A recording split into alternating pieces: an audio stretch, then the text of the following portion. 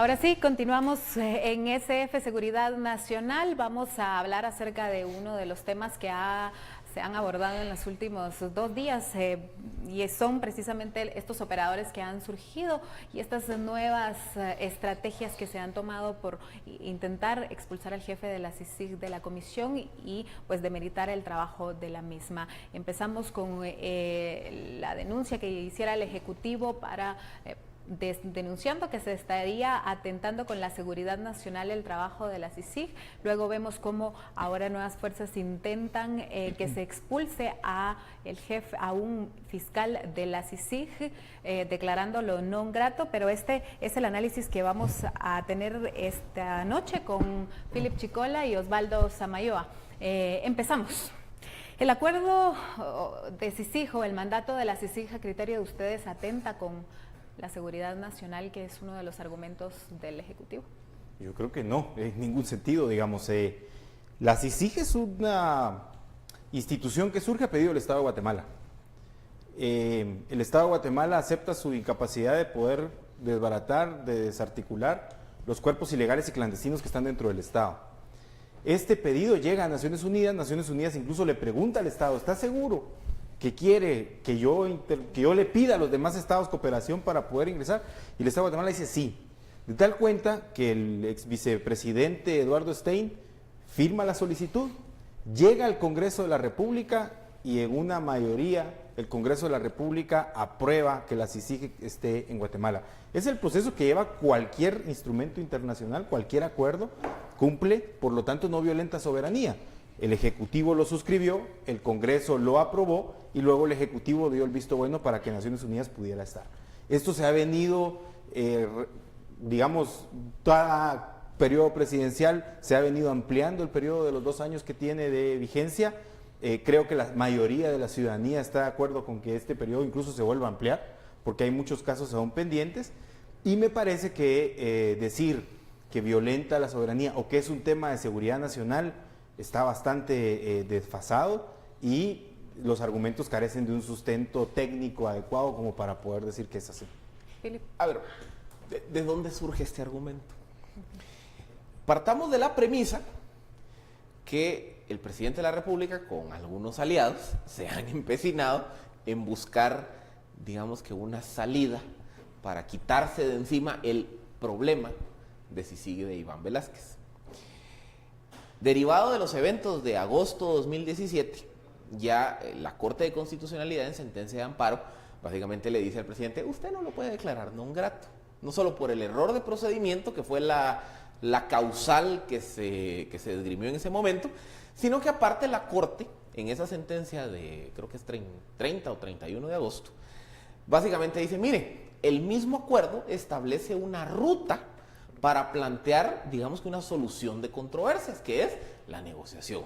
Entonces, hay algo de la comisión que no le gusta, que le molesta, tiene algún cuestionamiento sobre el comisionado, muy fácil.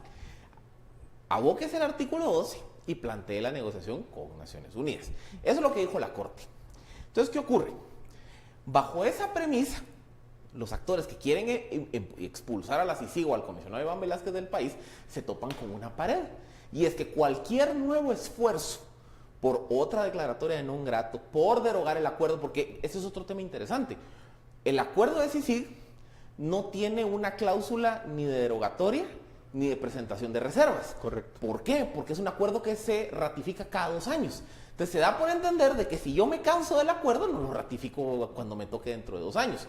O sea, y digamos que si nos vamos a la Convención de Viena sobre el derecho de los tratados, básicamente me dice que salvo haya una cláusula específica sobre derogatoria o representación de reservas del convenio, el principio de que los tratados deben cumplirse me dice que yo por lo menos tengo que respetar el periodo para el cual firme el acuerdo. Entonces, por cualquiera de las 2 rutas, que es una declaratoria non grata o buscar expulsar nuevamente al comisionado o buscar derogar o presentar reservas al acuerdo de CICIG, topan con la pared de la CC. Entonces, ¿qué ocurre? Como se enfrentan a esa pared, dicen, bueno, ¿qué otra alternativa tengo? Y no cabe duda que a alguien le pusieron a hacer la tarea y se fue a revisar la Ley de Orden Público. Porque en la Ley de Orden Público, si ustedes revisan los artículos 16 y 19, que son los 2 claves, dice en el artículo 16 que se puede declarar estado de sitio cuando haya un riesgo a la seguridad nacional. Y en el 19 se establece que bajo la declaratoria del estado de sitio, el gobierno podrá suspender o eliminar o derogar la personería jurídica de cualquier organización que atente contra la seguridad nacional.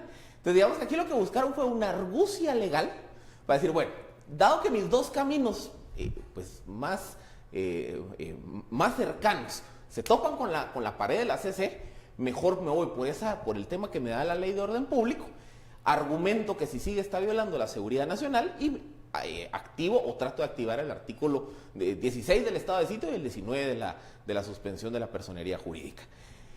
Por eso es, y ya sé que ya me pasé mucho, que se ha venido construyendo esta narrativa, porque eso es lo que hemos visto de la semana pasada para hoy, ahora, que es decir, atentan contra la seguridad nacional. Ahora, ¿cuál es el papel que tiene o que juega aquí el Consejo de Seguridad Nacional? Ellos pueden revisar este tema si se está atentando con la seguridad nacional, bueno, y en todo caso tendrían que explicar. Sí está en la ley marco del Sistema Nacional de Seguridad que ellos tienen que ver la seguridad nacional. La pregunta es, ¿qué es seguridad nacional?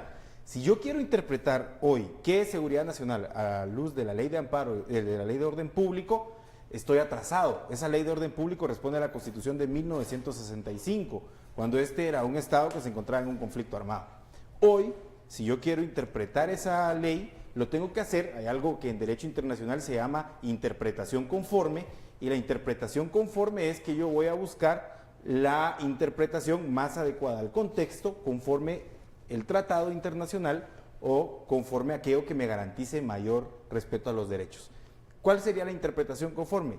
Pacto de Derechos Civiles y Políticos, Convención Americana de Derechos Humanos, instrumentos internacionales que hay por todos lados y que Guatemala ha ratificado, y la interpretación me dice que la seguridad nacional estaría en riesgo si y solo si Fuerzas Armadas de otro país estuvieran amenazando con usar la fuerza, amenazando nuestra independencia o nuestra soberanía con ese uso de la fuerza, o ya estuvieran atacando a nuestras fuerzas en algún punto fronterizo o en alguna otra de las. Eso sería seguridad nacional hoy por hoy. No puedo llevar al contexto de un proceso, de un acuerdo que en su soberanía el Estado de Guatemala ratificó, aprobó, suscribió y se comprometió de buena fe a cumplir con sus compromisos, no lo puedo llevar a un contexto de seguridad nacional. Sería una desnaturalización. Yo creo que ya en el tema de relaciones internacionales ya nos ven raro, con esto nos terminarían de ver muy raro, que preocuparía, creo yo, a los más de 190 estados que conforman Naciones Unidas, de decir qué tipo de interpretación le quieren dar al tema de seguridad nacional. Esto sería, a mí me preocuparía porque estaríamos volviendo, no sé, 40 años atrás en temas de aplicación de derecho. Claro, y es que justo este día se nos vuelve a concretizar otro frente en esta lucha por demeritar a la CICIG al presentarse una solicitud de declaración de non grato de César Rincón. Él es fiscal de la CICIG en el país desde sus inicios, pero no es cualquier fiscal, es el fiscal que ha llevado el caso del hermano e hijo del presidente en el caso Botín Registro de la Propiedad. Este podría ser otro nuevo frente o otra nueva estrategia.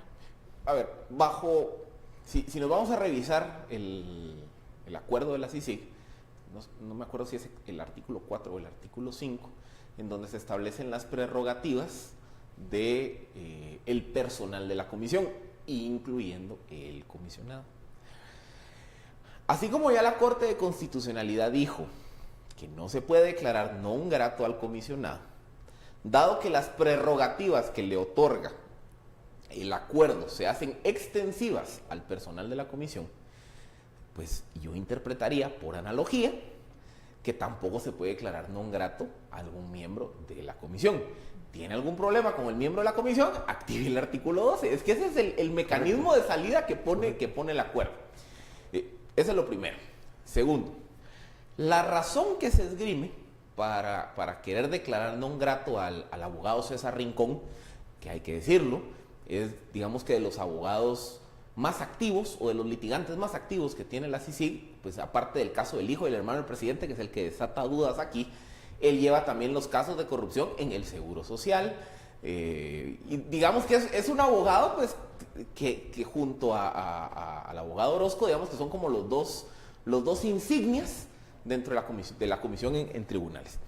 Pero la razón que se está esgrimiendo para pues, solicitar esta declaratoria es que él en una audiencia de muchas, y por lo que he logrado pues, identificar, es una audiencia que se hace en el juzgado sexto, y creo yo que es una audiencia del caso del hijo y del hermano del presidente, él esboza una frase en donde básicamente dice más o menos que el acuerdo de la CICIG, por su naturaleza, estaría casi por encima del orden constitucional. Digamos que el fraseo tal vez no fue el más adecuado, pero hay un elemento que hay que tomar en cuenta, que es la doctrina del bloque de constitucionalidad, que la Corte de Constitucionalidad del periodo que fue 2011-2016 desarrolló. ¿Qué es la doctrina del bloque de constitucionalidad?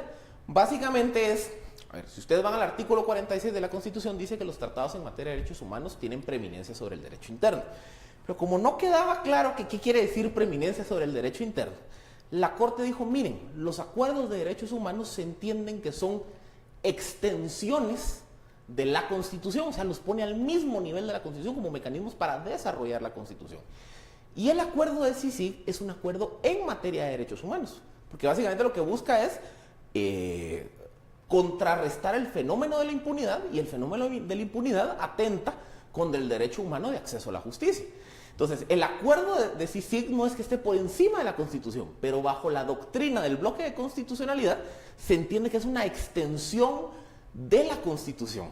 Eso es lo que básicamente se está esbozando en esa audiencia. Y sobre, como les digo, creo que el fraseo tal vez no fue el más adecuado, pero sobre eso es que lo quieren expulsar. A mí de verdad me parece que es que es tendencioso utilizar solo un aspecto. Tal vez lo hablábamos hace un momento y fuera del aire. Cuando yo quiero entender un texto, analizo el contexto y el pretexto para poder saber cuál es el resultado que está ahí. En este caso se utiliza tendenciosamente solo esa parte del video. Yo no puedo a partir de eso decir, bueno, sí lo dijo y eso es lo que él estaba afirmando. Tengo que ver todo el aspecto en el que estaba. Y efectivamente, hoy por hoy, todo el evento del bloque de constitucionalidad, imagínense, los franceses son los que nos traen este tema del bloque de constitucionalidad. Cuando ellos dicen en la Constitución, la Sala Constitucional Francesa dice, vamos a traer aquellos principios de la Revolución, los vamos a volver constitucionales, aunque no estén escritos en la Constitución. Y dice, ¿y esto cómo? Porque el bloque de constitucionalidad me permite echar mano de las herramientas que me permitan mejor garantizar el derecho de las personas. El acuerdo de CICIG tiene un proceso en donde es con el secretario de Naciones Unidas para garantizar el desbaratamiento de cuerpos ilegales y clandestinos que, no hay que decirlo como es, no solamente tiene que ver con eventos de corrupción, sino también con eventos de cuerpos ilegales y clandestinos que quitaron vida, que desaparecieron personas y que han tenido al Estado o se han aprovechado de un desorden estatal proveniente del conflicto armado. Y eso es parte de los derechos que deben de atenderse. Con esto vamos a un corte comercial, pero regresamos en SF Seguridad Nacional, no se despegue. El mandato suscrito entre el Estado de Guatemala. El presidente publicó un video en su cuenta de Facebook. En las imágenes se observa al fiscal de CICIG, César Augusto Rincón. El presidente cuestiona que CICIG intenta violar la supremacía constitucional de Guatemala. Al Ministerio Público que incluso el mandato se aplica por su naturaleza. El pasado viernes, en una actividad del Ejército, el mandatario le pidió a la PGN que inicie una investigación en contra de los fiscales de la CICIG, que en juicios públicos están diciendo que el acuerdo de CICIG está casi por encima de la Constitución. Un proceso de antejuicio para que yo tome una decisión movida. El fiscal Juan Francisco Sandoval dijo que todos los fiscales tendrían que salir del país si se grabaran todas las interpretaciones legales. Yo lo que veo ahí es de que está prohibido que entre los sujetos procesales nos estemos grabando. ¿Quién lo grabó a él? Por una argumentación, en todo caso, ¿de qué manera se obtuvo la misma? Yo más bien considero de que a él lo intimidaron. Soy Gilda Aguilar, participé en la audiencia que se ha cuestionado al doctor Rincón Sabogal como delegada en ese entonces de la Procuraduría General de la Nación, en la cual pues hay un pronunciamiento en cuanto a la Constitución. El artículo 46 de la Constitución Política de la República de Guatemala establece que en materia de derechos humanos los convenios pues tienen un carácter que se acapara a la Constitución Política de la República de Guatemala. Pues en la calidad que actué, pues no hice ningún pronunciamiento considerando que no se estaba violentando ningún derecho no se estaba violentando ningún derecho. Escuchábamos las declaraciones del fiscal de la FESI, Juan Francisco Sandoval, y de Hilda Aguilar, abogada de la Procuraduría General de la Nación, en torno al caso del mandatario de la CICIG, César Rincón, quien es nuevamente, o en este momento se ha solicitado que se declare non grato y se expulse por parte de la Fundación contra el Terrorismo. Pues, ¿qué podemos mencionar acerca de esto? A ver, construyendo sobre lo que dice el fiscal Sandoval, y totalmente de acuerdo con lo que decía Osvaldo. Si yo voy a una audiencia y me pongo a revisar todo lo que dicen en la audiencia y extraigo las frases de contexto, miren, aquí tengo, pero para tirarle con batería a todos. ¿Por qué? Porque en algún momento puede que yo esté transmitiendo una idea que no la voy a frasear de la forma adecuada. Y digamos que ya explicamos, que el contexto legal de ello. Pero número 2, porque también es un comentario que nos hacen vía redes, que es, o sea, quiere decir que los abogados de la CICIG, o en general la CICIG, no le rinde cuentas a nadie. No es de todo exacto, pero sí hay un principio, y es la autonomía de la CICIG. O sea, otra vez, vámonos al acuerdo. En el espíritu, la razón por la cual, digamos que la figura del comisionado, digamos que en general del personal de la CICIG, se les crea, digamos que esta burbuja de protección, es porque lo que se buscaba era precisamente que el equipo de la CICIG fuera autónomo de presiones nacionales. ¿Por qué? Porque lo que se estaba combatiendo, lo que se buscaba combatir, eran esas estructuras criminales que tienen la capacidad de cooptar y coaccionar al sistema de justicia. Entonces se dijo, bueno, si se crea una comisión internacional con personal que viene de fuera del país y se le blinda institucional y legalmente de que no sean sujetos de presiones, eso va a permitir que ellos acusen a quien sea, sin miedo, que era el espíritu de la comisión. Entonces, a ver, venir a decir ahorita, no, es que le están dando muchas prerrogativas. Regresemos al acuerdo.